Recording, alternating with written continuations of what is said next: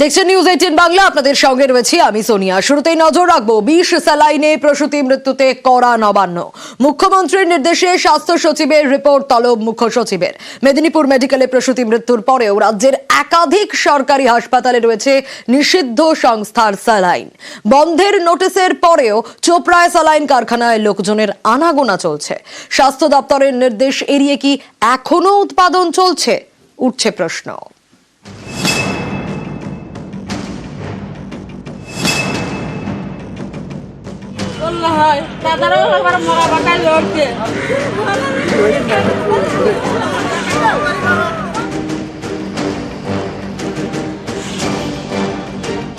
বিষ স্যালাইনে প্রসূতির মৃত্যু। মেদিনীপুর মেডিকেলের ঘটনায় কড়া নবান্ন। মুখ্যমন্ত্রীর নির্দেশে স্বাস্থ্য সচিবের রিপোর্ট তলব মুখ্য সচিবের। জানতে চাওয়া হয়েছে নিষিদ্ধ সংস্থা স্যালাইন কিভাবে হাসপাতালে রয়ে গেল। সংস্থাটি নিষিদ্ধ হওয়ার আগের স্যালাইন কি মেদিনীপুর মেডিকেলে মজুদ ছিল? ঠিক কি কারণে প্রসূতির মৃত্যু হলো? চিকিৎসায় কি কোনো গাফিলতি ছিল? দুদিনের মধ্যে স্বাস্থ্য সচিবকে এ বিষয়ে বিস্তারিত রিপোর্ট দেওয়ার নির্দেশ দিয়েছেন মুখ্য সচিব। এই যে মেদিনীপুর মেডিকেল কলেজের ঘটনা, এখানে এই কোম্পানি তো আগেই ব্ল্যাকলিস্টেড হয়েছে, তাহলে এই স্যালাইন কেন ইউজ করা হলো স্যার? এটা পুরো ইস্যু নিয়ে আছে একটা পূর্ণাঙ্গ তদন্ত করতে একটা বড় কমিটি গিয়েছে। কমিটি দেখে রিপোর্ট দিলে জিনিসগুলো জানা যাবে। পুরনো স্টক বলি এগুলো এখন ব্যাচ নাম্বার কোন স্টক এগুলো এক্সপার্টরা গিয়েছে, স্টোরেজ ইন্সপেক্টর গিয়েছেন, ওনারা দেখে বলুক। এখন কোনো প্রিম্যাচিওর কিছু বলা যায়। পশ্চিমবঙ্গ ফার্মাসিউটিক্যাল নামক সংস্থার স্যালাইন ব্যবহার করা হয় মেদিনীপুর মেডিকেলে। স্যালাইনের গায়ে সংস্থার নাম হাইলাইট করা। আগেই এই সংস্থাকে ব্ল্যাকলিস্ট করে state drug control and research laboratory. Convent রোডে সেই রাজ্যের drug and research laboratory December মাসের প্রথম সপ্তাহেই তাকে ব্ল্যাকলিস্টেড করে। তবে তারপরেও কিভাবে মেদিনীপুর মেডিকেল কলেজে সেই স্যালাইনের ব্যবহার হলো, কেন সঠিক নজরদারি হলো না, সেই সমস্ত প্রশ্নে উঠতে শুরু করেছে। স্যালাইনে বিষ। স্বাস্থ্য দপ্তর স্যালাইন প্রস্তুতকারী সংস্থাকে নিষিদ্ধ করেছে। তারপরেও সরকারি হাসপাতালে থেকে গিয়েছে পশ্চিমবঙ্গ ফার্মাসিউটিক্যালের স্যালাইন। মেদিনীপুর মেডিকেলে প্রসূতি মৃত্যুর পরেও রাজ্যের একাধিক সরকারি হাসপাতালে এই নিষিদ্ধ সংস্থা saline.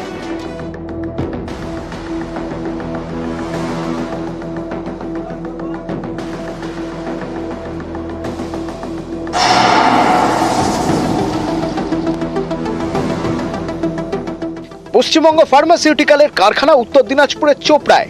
State drug control and research laboratory তাদের উৎপাদন বন্ধের নির্দেশ দেয়। সেই কারখানার গেটে সেই মর্মে নোটিশ দেয় কর্তৃপক্ষ। কিন্তু কারখানা কি বন্ধ হয়েছে?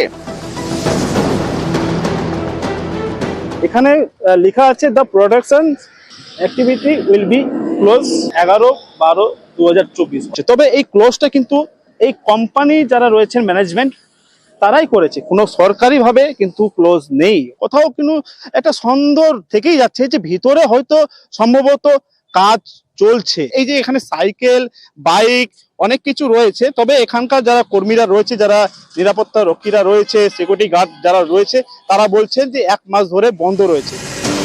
মেদিনীপুর মেডিকেলে প্রসূতিদের RL অর্থাৎ রিঙ্গাল ল্যাকটেট স্যালাইন দেওয়া হয়।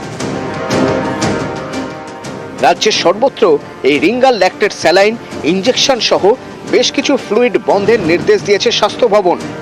রাজ্যের সব মেডিকেল কলেজ এবং জেলা হাসপাতালে এই নির্দেশিকা পাঠিয়েছে স্বাস্থ্য দপ্তর। নিউজ 18 বাংলা। মেদিনীপুর মেডিকেলে প্রসূতি মৃত্যুর ঘটনার তদন্তে 13 সদস্যের কমিটি। কিন্তু এখানেই প্রশ্ন উঠছে, কেন মৃত্যু? বিষ স্যালাইন থেকে মৃত্যু নাকি রয়েছে অন্য কোনো কারণ? ঠিক কি আপডেট পাওয়া যাচ্ছে, অবশ্যই সেদিকে নজর থাকবে।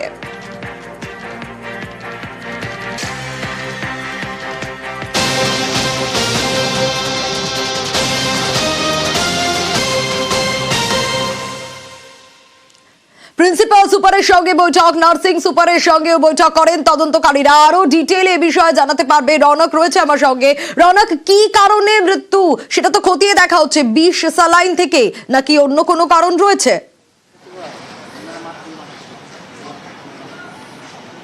দেখো একেবারেই গতকাল যখন স্বাস্থ্য ভবন থেকে গঠিত যে তদন্ত কমিটি 13 জনের, তারা এখানে আসেন, বৈঠক করেন প্রিন্সিপালের সঙ্গে, সুপারের সঙ্গে এবং নার্সিং সুপারিনটেন্ডেন্টের সঙ্গে, এবং আমরা দেখেওছি যে আশিস বিশ্বাস, যার নেতৃত্বে তদন্ত কমিটি গঠন হয়েছে, তিনিও কিন্তু এই বিষয়ে উল্লেখ করেছেন যে রিঙ্গাল ল্যাক্টেট অর্থাৎ যেই স্যালাইনকে ঘিরে বিতর্ক তৈরি হচ্ছে, সেই স্যালাইন এবং বেশ কিছু ইনজেক্টেবল মেডিসিন এবং বেশ কিছু আরো মেডিসিন তারা পরীক্ষার জন্য ইতিমধ্যে ড্রাগ কন্ট্রোলে পাঠিয়েছেন। অন্যদিকে যে বিষয়টি সামনে আসছে, যে যখন এই মহিলা সিজার হয়েছিল সেই সময় অপারেশন থিয়েটারে কারা কারা ছিল, কারণ ওটিতে কোনো ত্রুটি হয়েছিল কিনা এটাও কিন্তু একটা সামনে আসছে বিষয়। গতকাল সার্কিট হাউসে কিন্তু এই 13 জন সদস্য যারা রয়েছেন তাদের সঙ্গে জেলা শাসকের বৈঠক হয়, সেখানে নার্সিং সুপারিনটেন্ডেন্টও উপস্থিত ছিলেন। এবং যে বিষয়টি সামনে আসছে, কারণ যখন এই অপারেশন হয় তারপরে আরো সেই দিনে আরো 5 জনের অপারেশন হয়েছিল, তার মধ্যে 3 জন কিন্তু এখন এই ক্রিটিক্যাল কেয়ার ইউনিটে ভর্তি রয়েছে, তার মধ্যে একজনকে এখনো ভেন্টিলেটর। জিজ্ঞেস করবো যে তাদের শারীরিক পরিস্থিতি এখন কিরকম রয়েছে?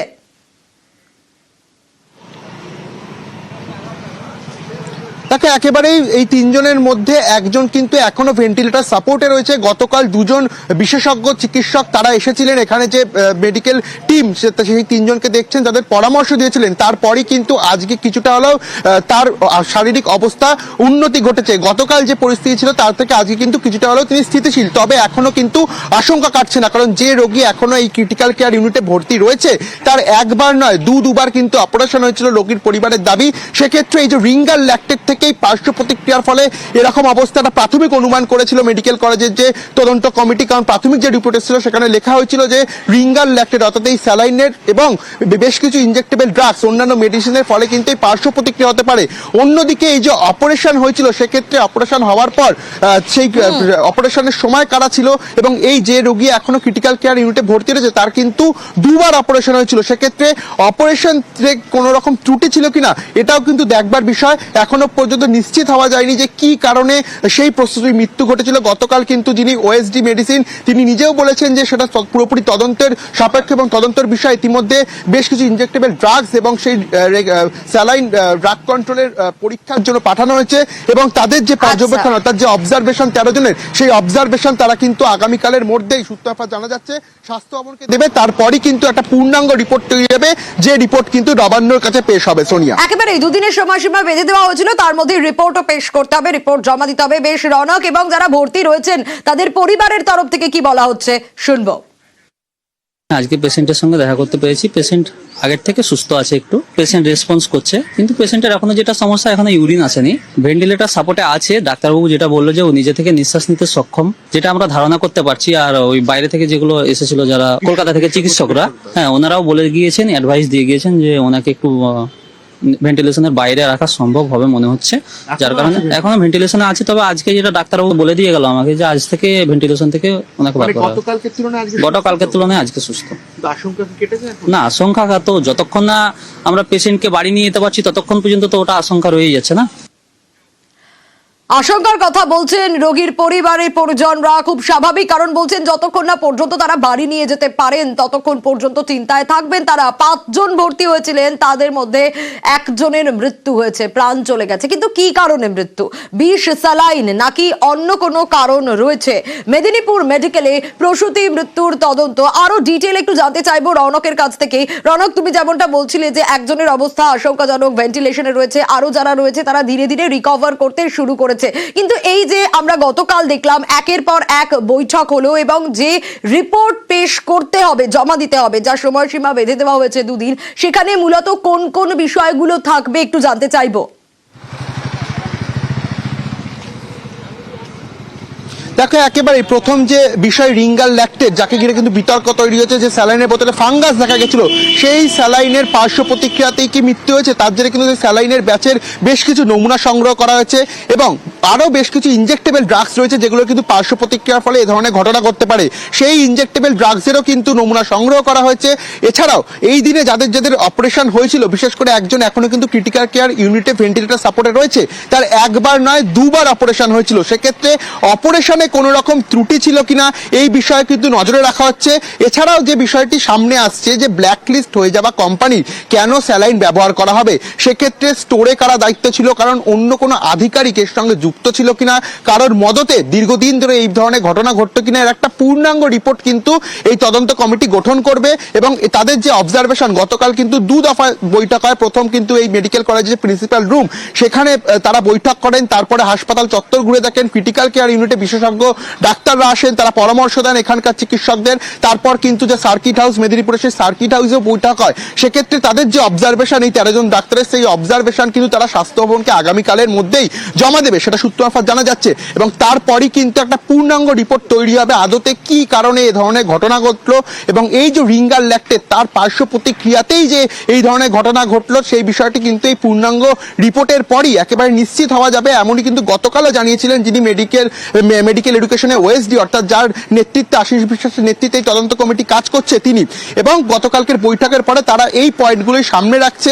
যদি এই এবং স্যালাইন ওষুধের নমুনার পরীক্ষার জন্য তো এগুলো ড্রাগ কন্ট্রোলেও পাঠানো হয়েছে।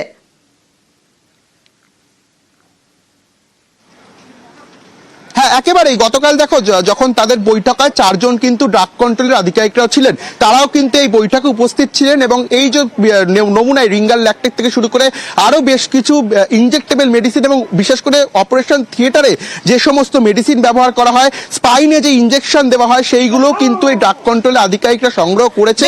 অর্থাৎ সেখানে নজর থাকবে।